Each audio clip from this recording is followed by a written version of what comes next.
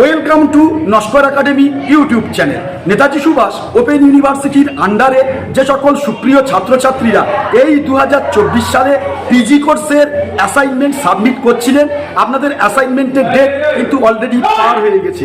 ঠিক এই জায়গায় থেকে দাঁড়িয়ে বহু সংখ্যক ছাত্রছাত্রী সার্ভারের সমস্যা, পোর্টালের সমস্যা, এছাড়াও টেকনিক্যাল ইররের কারণে বহু সংখ্যক ছাত্রছাত্রী একদিকে যেমন সম্পূর্ণ পরীক্ষা দিতে পারেনি, কিংবা কিছু কিছু পেপার কিন্তু পরীক্ষা বাকি রয়ে গেছিল।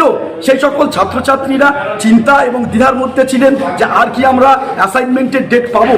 এছাড়াও বহু সংখ্যক ছাত্রছাত্রীরা 2, 3, 4 প্রশ্ন অ্যাটেন্ড করার পর হঠাৎ করে কিন্তু তাদের অ্যাসাইনমেন্ট প্রক্রিয়া পরিসমাপ্ত হয়ে যায়। তারাও ভাবছিলেন যে আমাদের পূর্ণাঙ্গ পরীক্ষাটা কি দিতে পারবো, অথচ পরীক্ষার ডেট কিন্তু পার হয়ে গেছে। ঠিক এইরকমই একটা জায়গায় দাঁড়িয়ে আপনাদের বিগ ব্রেকিং আপডেট চলে এলো।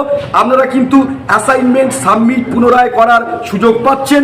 যে সকল ছাত্রছাত্রীরা আংশিক পেপারে অ্যাসাইনমেন্ট সাবমিট করেননি বা পুরো পেপারে অ্যাসাইনমেন্ট সাবমিট করেননি, তারা কিন্তু অ্যাসাইনমেন্টের সাবমিট করার সুযোগ পাচ্ছেন। হ্যাঁ, তবে রয়েছে একটা শর্ত। কি শর্ত? সেই শর্ত অবশ্যই মানতে হবে। যে শর্ত না মানলে কোনো ছাত্র কিন্তু অ্যাসাইনমেন্ট সাবমিট করতে পারবেন না, যারা অ্যাসাইনমেন্ট দেননি। তো এ প্রসঙ্গে বলি, 10/7/2024 দুপুর 2টো থেকে অ্যাসাইনমেন্ট সাবমিট করা যাবে। 13/7/2024 দুপুর 2টায় অ্যাসাইনমেন্ট সাবমিট ক্লোজ হবে। তবে সেই যে শর্ত, সেই শর্তের কথা বলি।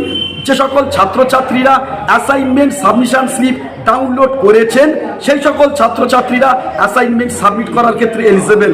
যে সকল ছাত্রছাত্রীরা অ্যাসাইনমেন্ট সাবমিশন স্লিপ ডাউনলোড করতে করার ক্ষেত্রে অযোগ্য বিবেচিত হয়েছে বা করেননি, সেই সকল ছাত্রছাত্রীরা কিন্তু অ্যাসাইনমেন্ট কোনোভাবে সাবমিট করতে পারবে না। এই নোটিশে কিন্তু জলের মতো তা পরিষ্কার।